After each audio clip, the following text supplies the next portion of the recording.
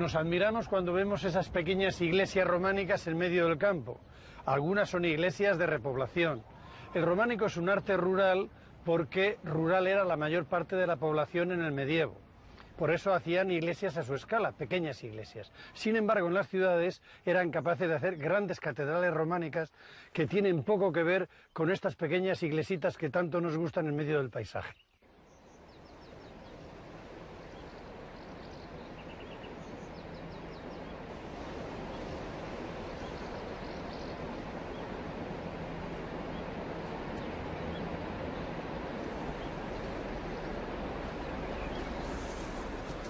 El románico de la ciudad se separa de la campiña, ya no es tan rural.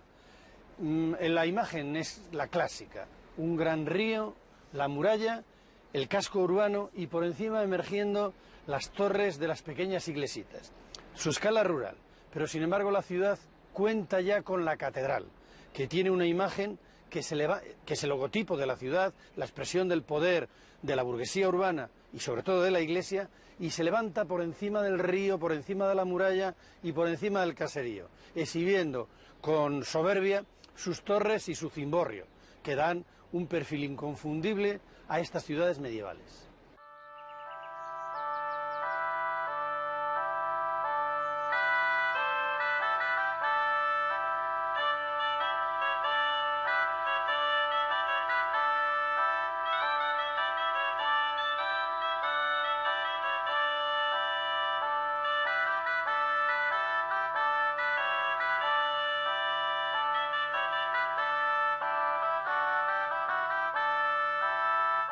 En el año 1120, Zamora se convierte en la sede episcopal del obispo Bernardo. La construcción de la catedral comienza poco después, en 1151, bajo el patrocinio, no podía ser de otra manera, del emperador Alfonso VII y de su hermana doña Sancha.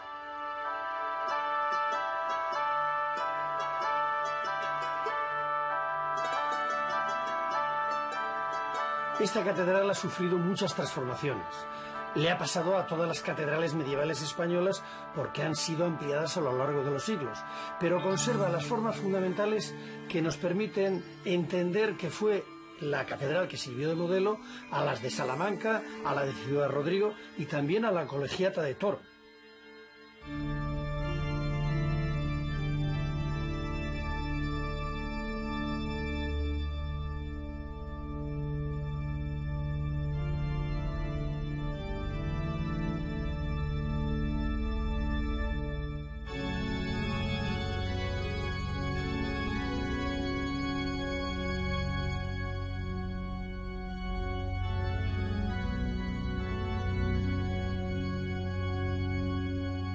En esta catedral se percibe clarísimamente que el románico es un estilo internacional. Se nota por la influencia francesa de las naves, de la construcción y sobre todo también por la influencia bizantina del cimborrio.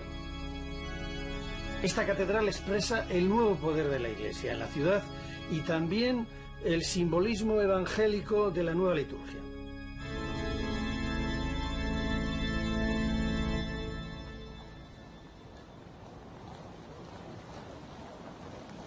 El templo cristiano no solamente es la habitación del Dios, sino también el ámbito de la reunión de los fieles. Han copiado de la basílica romana el espacio de reunión, pero la basílica romana puede conseguir gran espacio porque es de madera. En el medievo, evidentemente, con madera habrían podido cubrir grandes espacios para reunir a la ciudad dentro de edificios cada vez más grandes. Pero Jesucristo ha dicho cuál es el material que quiere. Ha dicho, tú eres Pedro y sobre esta piedra edificaré mi iglesia. Y además les ha dicho a los apóstoles que estará con ellos hasta la consumación de los siglos. Hay que hacer templos para la eternidad. Claro, la piedra pesa. Y aunque han tomado de los romanos el arco y la bóveda empujan. Por eso, de la necesidad de cubrir grandes espacios con piedra, necesitan grandes pilastras y contrafuertes, unas limitaciones espaciales considerables. Será con el gótico cuando venzan en parte estas limitaciones. En planta la iglesia, que es el cuerpo místico de Cristo, tiene forma de cruz. Se recorre por los laterales, tiene cabecera y crucero, que es la expresión efectivamente de que representa a Jesucristo en la cruz. La iglesia catedral de Santa María de la Sede, que todos conocemos como Catedral Vieja de Salamanca, se comenzó a construir en el primer tercio del siglo XII. Y como no podía ser de otra manera, la patrocinaron los grandes condes repobladores que fueron doña Urraca y Raimundo de Borgoña.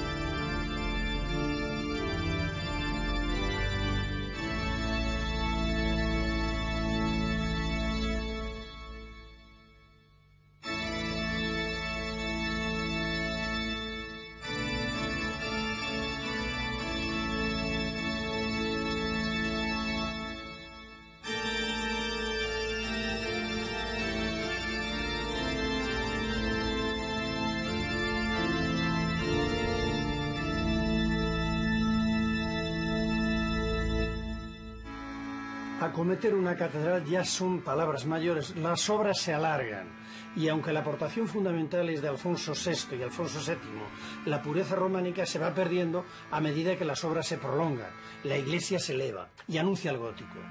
La herencia bizantina de Zamora es patente en el cimborrio que en el exterior se conoce como Torre del Gallo.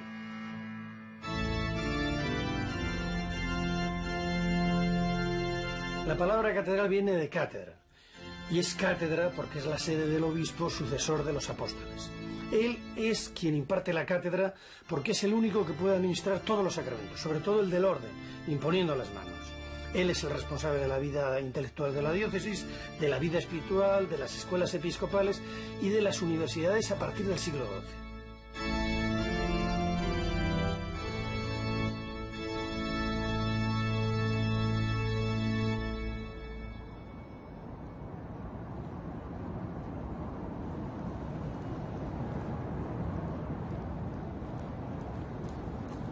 Fernando II repobló y fortificó Ciudad Rodrigo y además para reforzar su existencia la nominó como sede episcopal con la oposición fuerte de Salamanca y Ávila que perdían territorios e influencia. La construcción comenzó en 1165 y se prolongó durante 2 siglos. Hoy los restos románicos de influencia francesa que se probaron previamente en Zamora y Salamanca se combinaron con los elementos que se desarrollaron ya en el gótico y nos permiten ver la arquitectura y la escultura con la transición entre ambos estilos.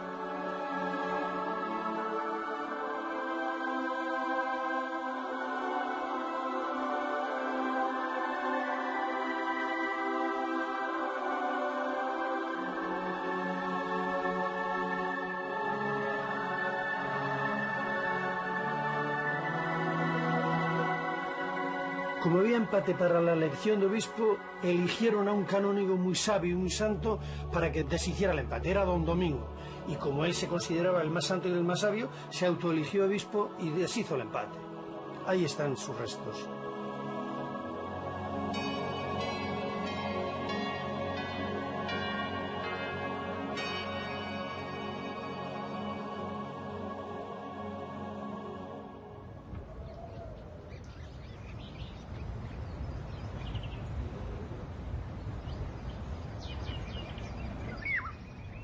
Como la zona de Soria tiene una reconquista tardía, no son los monasterios la punta de lanza de la repoblación, como ha ocurrido en otros reinos cristianos. La Iglesia se organiza de otra manera.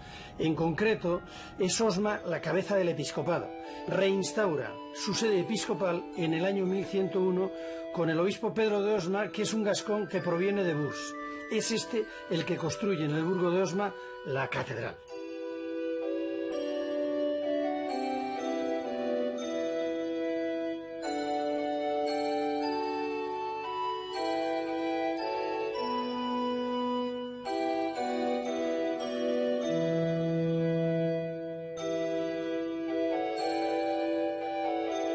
Del románico primitivo de esta catedral lo único que queda es la sala capitular. Su escultura es muy deudora del monasterio de Silos y uno de los elementos más interesantes de la sala es el sepulcro del obispo fundador que se encuentra en medio de la sala y que policromado como está, nos cuenta la vida y milagros del obispo fundador.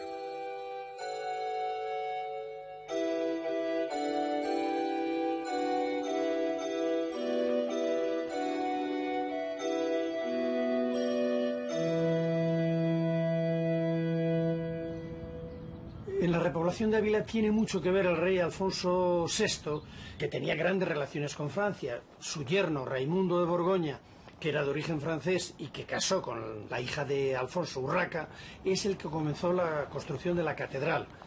Ávila es ciudad fronteriza y es una ciudad militar. Y es fantástico ver cómo el ábside de la catedral enlaza directamente con la muralla.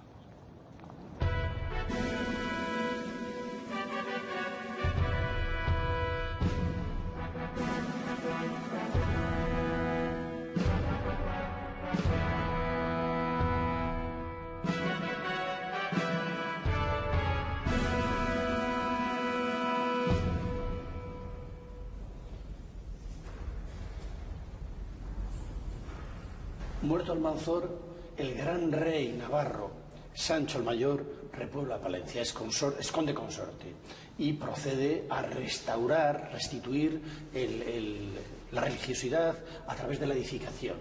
¿Cómo lo hace? Empezando una catedral. La catedral se empieza por la cripta, que es románica, y se une a una antecripta visigoda. Y anteriormente debe haber un ara romana, una edificación romana, continuando la tradición de que un punto siempre es un punto religioso. Es una especie de catacumba. Encima se edifica esa gran catedral románica desaparecida, como desapareció la gran catedral de Burgos y la de León. La que conocemos actual, la bella desconocida, es una maravillosa catedral gótica.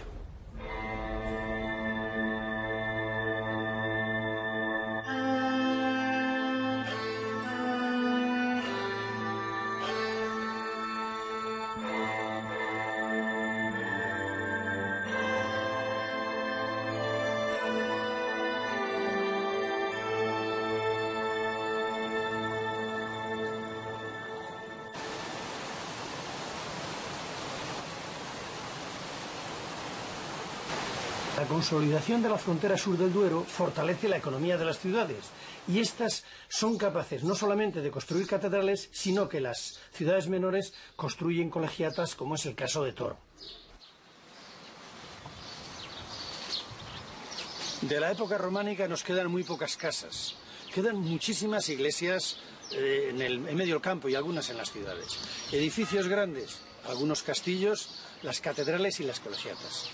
La diferencia entre una catedral y una colegiata es bien sencilla. En la ciudad mayor se lleva al obispo y se lleva al sucesor de los apóstoles, con su cátedra. Esa es la catedral.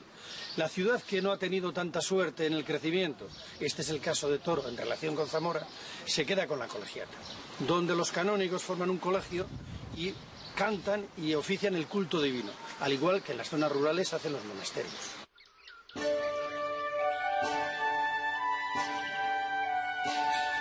Lo primero que se construye de la colegiata de Toro son los ábsides, que es lo más monumental de la colegiata.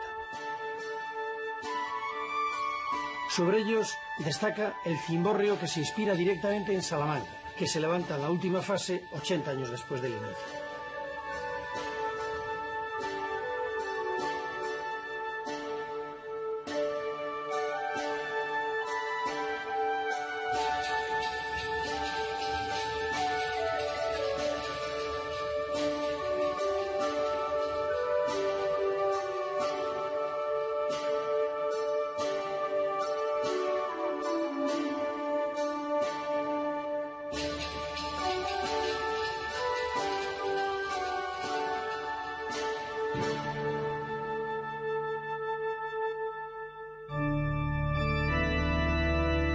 Esta real e insigne colegiata empezó con 12 canónigos y un abad y llegó a tener hasta 55 personas dedicadas al culto. Perdió el título de colegiata con el concordato de 1851, cuando Toro dejó de ser capital de provincia.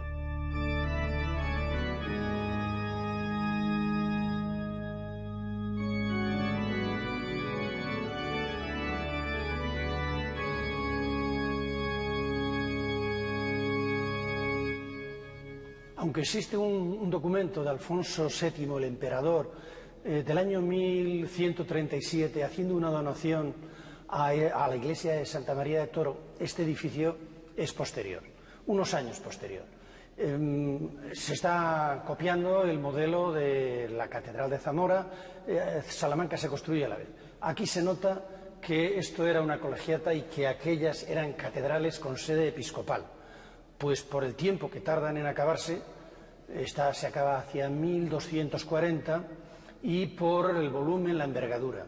No en vano, las capitales, Zamora y Salamanca, son dos ciudades pujantes y además, no hay que olvidarlo, tienen obispo.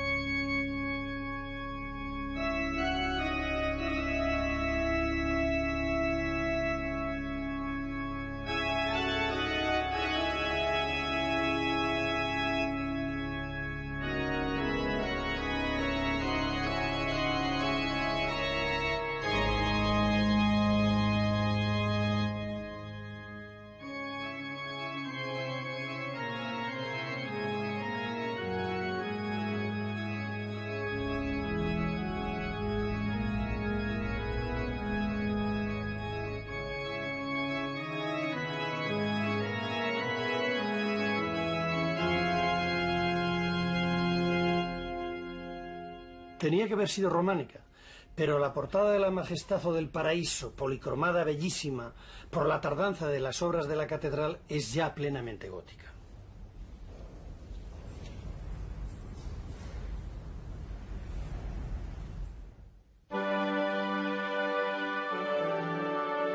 En León, capital del reino, existe una iglesia palatina. Fernando I, que es el rey de Castilla y León, y su esposa doña Sancha buscan una reliquia que rivalice con Santiago, que está causando furor en el norte. Como este rey es un rey peleón, en una de las incursiones que realiza llega hasta Sevilla, y el tributo que exige por su victoria al rey moro Almotatid es la entrega de los restos de San Isidoro, que fue uno de los padres del cristianismo español y que falleció en el siglo VII. Se lleva las reliquias en el año 1063 a aquella iglesia de San Juan y San Pelayo, a la que da el nombre de San Isidoro que hoy conocemos.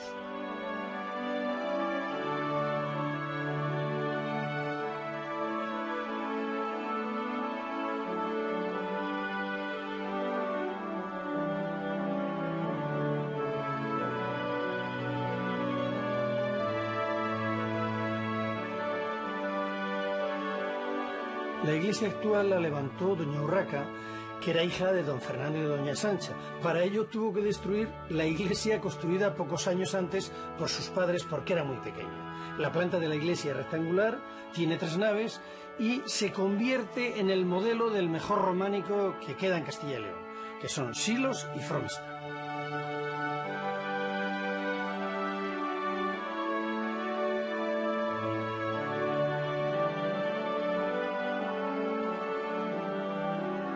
Los magníficos capiteles de la iglesia tienen mucho que ver con Compostela y con la mano del maestro Esteban.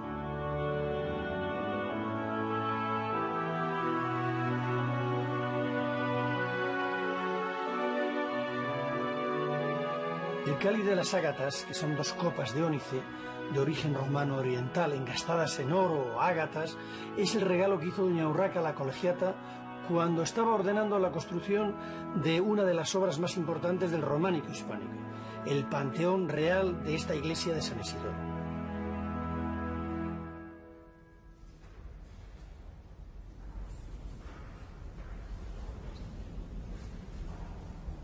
Alfonso VII se hace coronar emperador en León en el año 1135.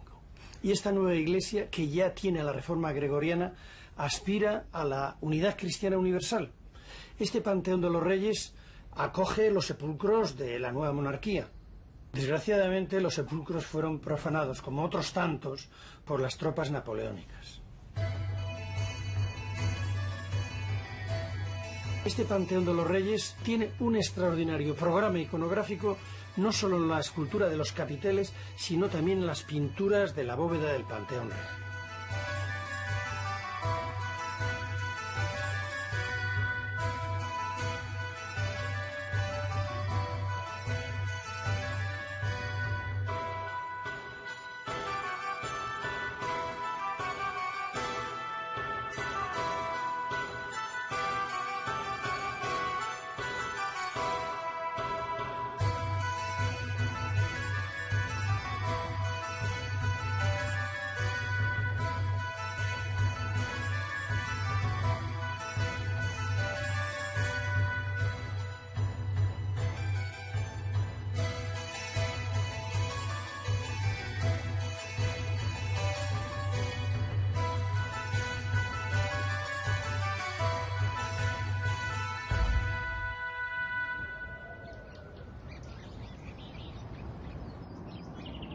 En 1152 la iglesia de San Pedro pasa a ser la colegiata de Soria.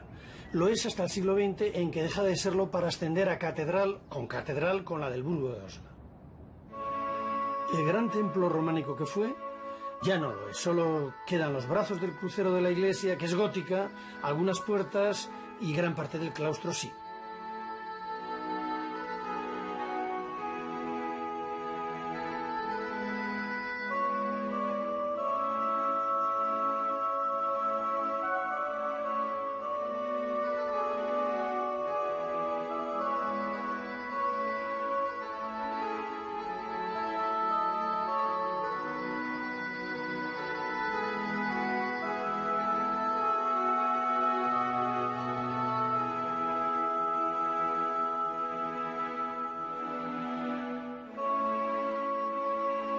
Afortunadamente, el claustro conserva toda una serie de elementos escultóricos y decorativos.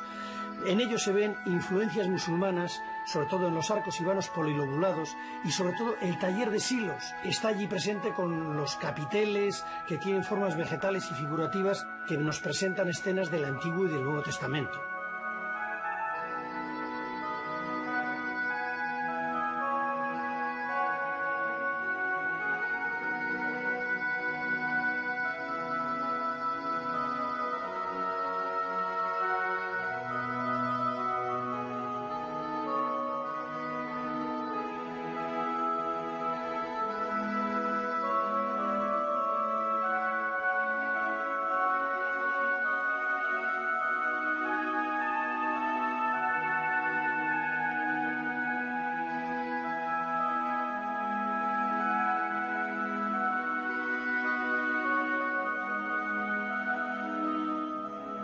Una de las mejores sorpresas que nos ofrece el claustro es toda una serie de marcas de cantero muy originales, que van desde tijeras y cruces a medias lunas o soles radiantes.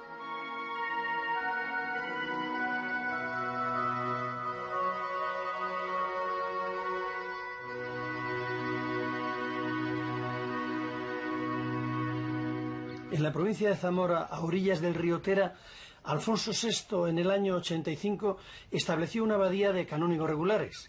La iglesia es lo que queda de la colegiata y es una de las construcciones románicas más antiguas de la provincia de Zamora. Ya Fernando I y doña Sancha, en el 63, la donaron a la sede de Asturias, a la que todavía pertenece.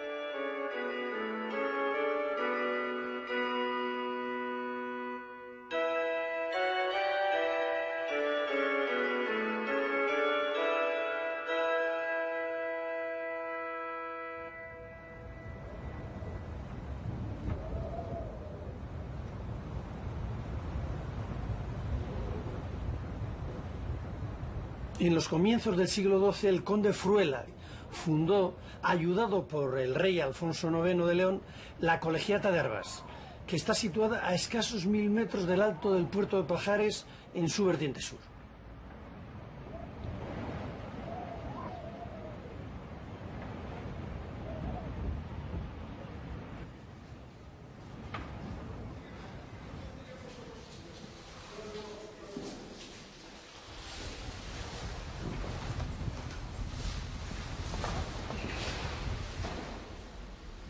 Esta es una colegiata muy particular.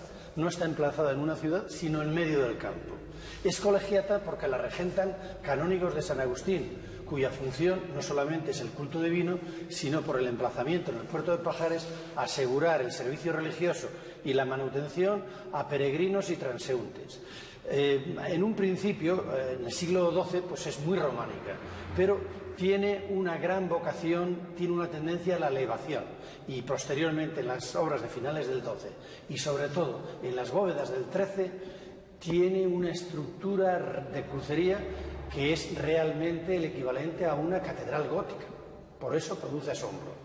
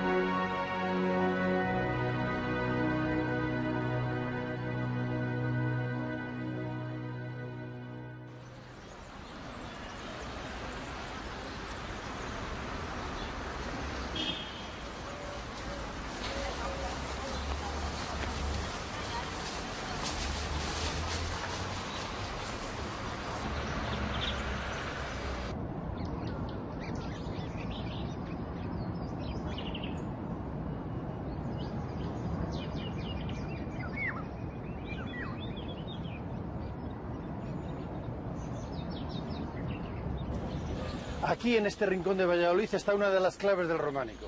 Es una época espiritual, no de fe ciega. Y la razón les ayuda a hacer la colegiata románica, la iglesia gótica. Y a medida que va creciendo la ciudad, se va imponiendo la razón sobre la fe. Y la clave está en que llegan al Renacimiento. El románico vuelve a Roma. De ese cierto desorden y esa fuerza hacia arriba que es el románico, se pasa al orden clásico. El modelo de la ciudad de Roma, la razón se ha impuesto.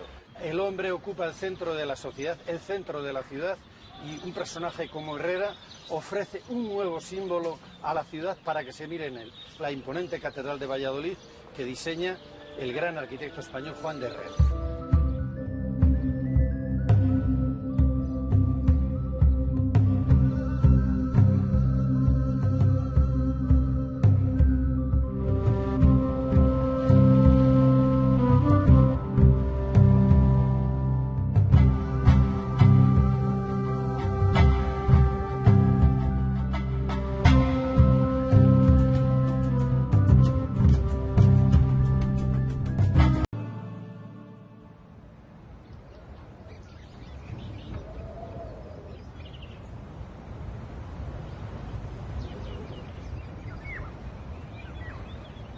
Nos admiramos cuando vemos esas pequeñas iglesias románicas en medio del campo. Algunas son iglesias de repoblación. El románico es un arte rural porque rural era la mayor parte de la población en el medievo. Por eso hacían iglesias a su escala, pequeñas iglesias. Sin embargo, en las ciudades eran capaces de hacer grandes catedrales románicas que tienen poco que ver con estas pequeñas iglesitas que tanto nos gustan en medio del paisaje.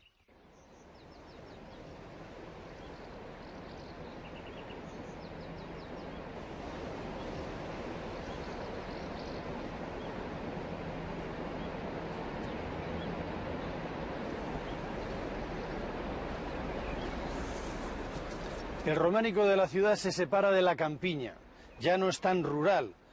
La imagen es la clásica, un gran río, la muralla, el casco urbano y por encima emergiendo las torres de las pequeñas iglesitas. Su escala rural, pero sin embargo la ciudad cuenta ya con la catedral, que tiene una imagen que es el logotipo de la ciudad, la expresión del poder de la burguesía urbana y sobre todo de la iglesia, y se levanta por encima del río, por encima de la muralla y por encima del caserío, exhibiendo con soberbia sus torres y su cimborrio, que dan un perfil inconfundible a estas ciudades medievales.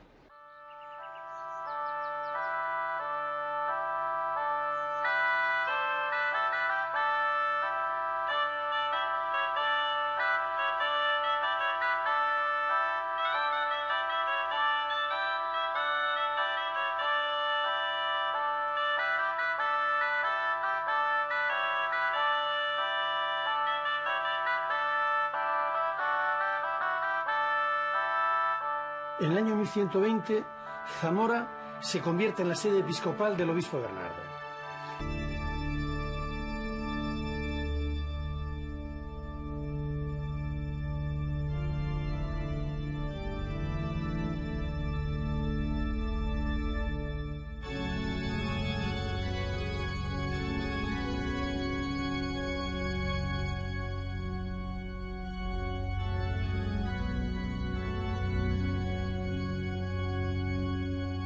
En esta catedral se percibe clarísimamente que el románico es un estilo internacional. Se nota por la influencia francesa de las naves, de la construcción y sobre todo también por la influencia bizantina del cimborrio. Esta catedral expresa la construcción de la catedral comienza poco después, en 1151, bajo el patrocinio, no podía ser de otra manera, del emperador Alfonso VII y de su hermana doña Sancha.